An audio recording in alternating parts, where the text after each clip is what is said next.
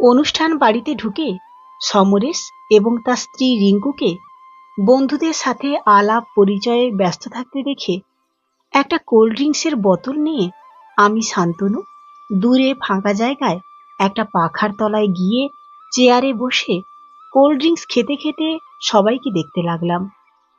বন্ধু সমরেশ আর ওর স্ত্রী রিঙ্কুর প্রথম অ্যানিভার্সারির অনুষ্ঠানে এসে খুব অবাক হয়ে গেলাম। এত আলোকসজ্জা আর দামি স্যুটকোটের ভিড়ে পাঞ্জাবি পরা আমাকে একটু বেমানান লাগছিল।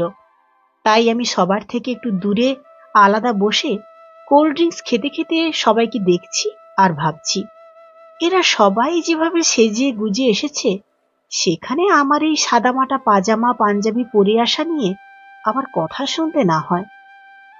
যদিও আমি একজন ব্যাংক এমপ্লয়ি, তবুও আমার পাজামা পাঞ্জাবি পরতেই ভালো লাগে বেশি।